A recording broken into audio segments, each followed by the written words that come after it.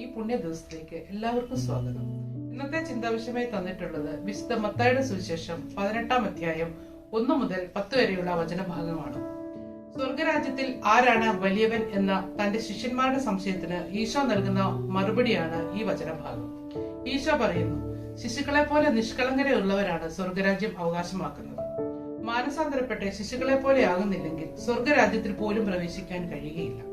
കുഞ്ഞുങ്ങളായി ജനിച്ച് ജീവിച്ചവരാണല്ലോ നമ്മൾ. അവിടെ നിന്നും നമ്മുടെ ജീവിത സാഹചര്യങ്ങൾ നമ്മെ ഇവിടെ വരെ എത്തിച്ചു. ഇനിയും സമയം കളയാതെ നമുക്കൊന്ന് തിരിഞ്ഞു നടന്നാലോ? കുഞ്ഞുങ്ങളെ പോലെയാകാം, സ്വയം ചെറുതാവാം.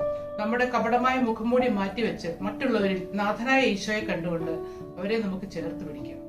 അതുപോലെ തന്നെ വചനം നമ്മോട് പറയുന്നു ദുഷ്പ്രേരണ നൽകുന്നവരെ കുറിച്ച്. അവർ ആരായാലും കഴുത്തിൽ വലിയ തിരികല്ല് കെട്ടി കടലിന്റെ ആഴങ്ങളിലേക്ക് താഴ്ത്തപ്പെടുകയായിരിക്കും നല്ലത് എന്ന് വചനം പറയുന്നു. ദുഷ്പ്രേരണ എന്ന് ഉദ്ദേശിക്കുന്നത് പ്രലോഭനങ്ങളെയാണല്ലോ. നമ്മുടെ ജീവിതത്തിൽ വളരെ പ്രലോഭനങ്ങളെ നമുക്ക് അഭിമുഖീകരിക്കേണ്ടതായിട്ട്, എന്നാൽ അതിനെ അതിജീവിക്കാൻ തമ്പുരാൻ നമുക്ക് ശക്തി നൽകും. വചനം പറയുന്നു, നിങ്ങളുടെ കൈയോ കാലോ ദുഷ്പ്രേരണയ്ക്ക് വിധേയമാകുന്നെങ്കിൽ അത് വെട്ടിക്കളക. കണ്ണാണ് പ്രശ്നമെങ്കിൽ അത് ചൂഴ്ന്നു കളക. മുഴുവൻ ശരീരത്തോടുകൂടി നരകാഗ്നിയിൽ പ്രവേശിക്കുന്നതിനേക്കാൾ നല്ലത് അംഗവിഹീനരായി സ്വർഗരാജ്യത്തിൽ പ്രവേശിക്കുന്നതാണ്.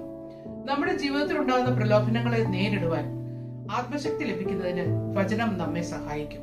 ദിവസവും വചന വായനയിലൂടെയും പ്രാർത്ഥനയിലൂടെയും ജീവിതത്തിൽ ഉണ്ടാകുന്ന കുറവുകളെയും പ്രലോഭനങ്ങളെയും നമുക്ക് അകറ്റുവാൻ ശീലിക്കാം. ഈ നോമ്പുകാലം അതിനായി നമുക്ക് വിനിയോഗിക്കാം.